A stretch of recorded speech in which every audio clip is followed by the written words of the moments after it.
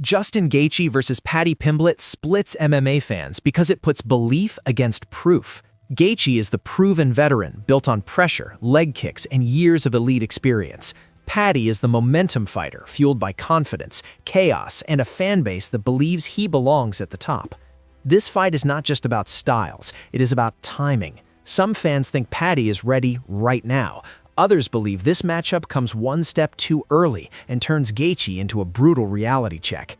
Stylistically, this fight is built on contrast. On the feet, Justin Gaethje holds a clear advantage. His striking is tighter, his power delivery is cleaner, and his defensive awareness is far more reliable. He does not rely on flashy combinations or unnecessary movement. Instead, he breaks opponents down methodically with leg kicks, pressure, and well-timed counters that punish mistakes instantly.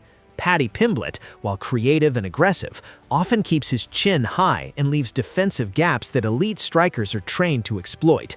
That said, striking alone does not decide this fight. In grappling exchanges, the dynamic shifts. Paddy Pimblett is the more dangerous submission threat, especially when fights become messy. He is comfortable attacking from scrambles, from his back, and during chaotic transitions where structure breaks down. The challenge for Paddy is access. Gaethje's takedown defense has improved significantly over the years, and he punishes failed attempts with strikes and pressure. Shooting from distance without setup is unlikely to work against someone as experienced as Gaethje.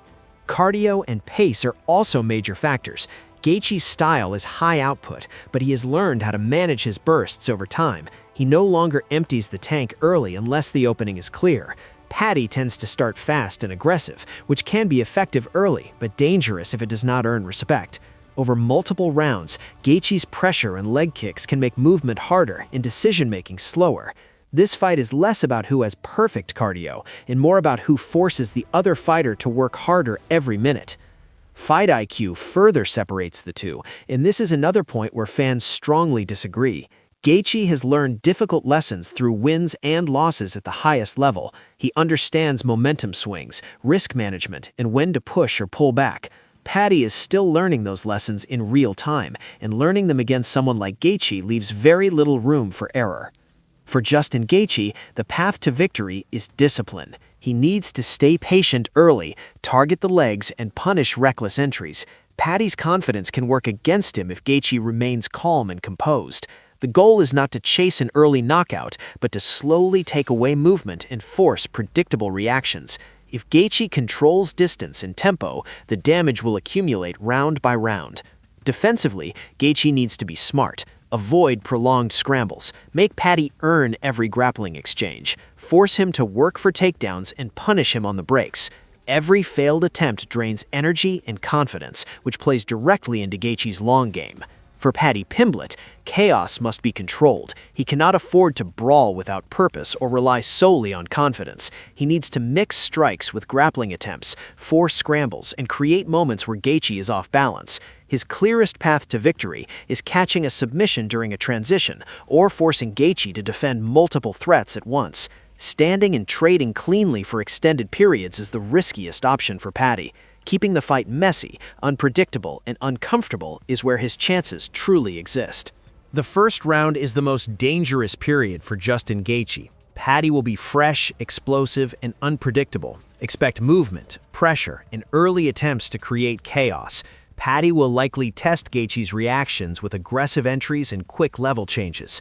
If Paddy can avoid heavy damage in this round, his confidence grows, and the fight becomes more interesting. If Gaethje survives the opening round clean, momentum likely begins to shift. By round 2, leg kicks start to slow Paddy's movement, counters land more consistently, takedown attempts become more desperate and easier to read. Gaethje's pressure starts to dictate where the fight takes place and at what pace. By round 3, unless Paddy has already secured a submission or caused serious damage, the accumulated punishment likely becomes overwhelming. Gaethje thrives when opponents slow down. That is when his pressure becomes suffocating, his timing sharpens, and his strikes land with maximum effect. My prediction is Justin Gaethje by late TKO or dominant decision, and I know that is going to upset a lot of people who believe Paddy's rise should not stop here. Paddy Pimblett has a real upset path through submissions, especially early in the fight when chaos is highest. However, the gap in striking defense, experience, and damage management is too large to ignore. Unless everything goes perfectly for Paddy in the opening rounds, Gaethje's pressure and power should take over as the fight progresses.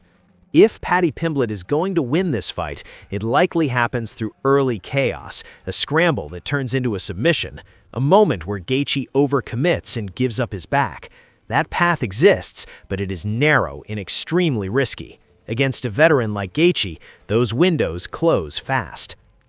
This fight matters because it puts hype directly against reality in one of the most unforgiving divisions in the sport.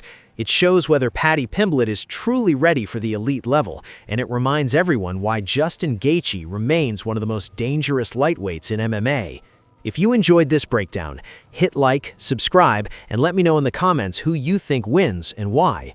Do you think this fight is perfectly timed, or do you think the UFC is pushing Paddy too fast? Chaos or consequence? Which side are you on?